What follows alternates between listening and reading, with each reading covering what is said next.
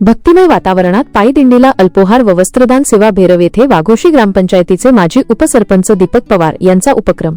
पालीछेद वाघोशी अमित गायकवाड महावैष्णव संत शिरोमणी श्री संत ज्ञानेश्वर महाराज समाधी संजीवनी सोहळ्यानिमित्त हरिओम सतनाम वारकरी संप्रदाय मंडळ तालुका सुधागड जिल्हा रायगड वजारेजी न 589 यांच्या वतीने आयोजित पायी दिंडी सोहळा 2025 श्री क्षेत्र पाली सुधागड ते देवाची आळंदी या मार्गावर भाविक वारकऱ्यांच्या उपस्थितीत अत्यंत उत्साहात सुरू झाला आहे।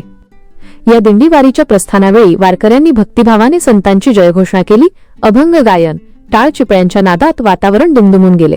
दिंडी मार्गावर सर्वत्र भाविकांनी स्वागताच्या तयारीसह विविध सेवा उपक्रम राबवले। त्याच पार्श्वभूमीवर भेरव येथे वाघोशी ग्रामपंचायतीचे माजी उपसरपंच दीपक पवार यांच्या संविधान बंगल्यावर वारकऱ्यांसाठी अल्पोहार आणि वस्त्रदान सेवा करण्यात आली। या उपक्रमात सर्व वारकऱ्यांना अल्पोपहारासह फळ नाश्ता वाटप चहा पाणी व्यवस्था तसेच दिंडीतील वयोवृद्ध वारकऱ्यांसाठी विश्रांतीची सोय करण्यात आली होती। दीपक पवार यांनी मागील 8 वर्षांपासून सातत्याने ही सेवा निरंतरपणे आणि निस्वार्थ भावनेने चालू ठेवली आहे। या सेवा कार्यात प दिलीप महाराज देशमुख यांच्या मार्गदर्शनाखाली सर्व भक्त आणि ग्रामस्थ एकत्र येऊन सेवा कार्यात सहभागी झाले।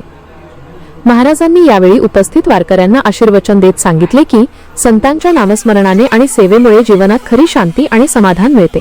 समाज सेवेतूनच परमेश्वराची खरी पूजा होते। कार्यक्रमादरम्यान वारकरी भगिनींनी रिंगण आखात नृत्य केले, फुगड्या घातल्या, अभंग गायले आणि ज्ञानोबा माऊली तुकाराम अशा जयघोषात परिसर भक्तिमय झाला।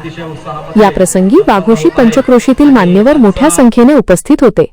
त्यामध्ये माजी सरपंच उत्तमराव देशमुख, माजी सरपंच शशिकांत देशमुख, हेमंत मुजुमदार, अमित गायकवाड, गणेश देशमुख, विनायक देशमुख, शशिकांत बिरवाडकर, दिलीप कोल्हटकर, संतोष देशमुख, किसान देशमुख, रवी सागळे, गणेश सागळे, कैलास सागळे, चंदुशेठ सागळे, बाळासाहेब सागळे, सुमन देशमुख आदींचा समावेश होता। वारकरी बांधवांच्या या सेवेमुळे आणि भक्तिमय दिंडीच्या वातावरणामुळे भेरव परिसरात उत्साहाचे आणि आध्यात्मिक ऊर्जेचे अनोखे पर्व अनुभवायला मिळाले। सर्वांनी एकमुखाने दीपक पवार आणि त्यांच्या सहकाऱ्यांच्या या सेवा कार्यात शुभेच्छा दिल्या।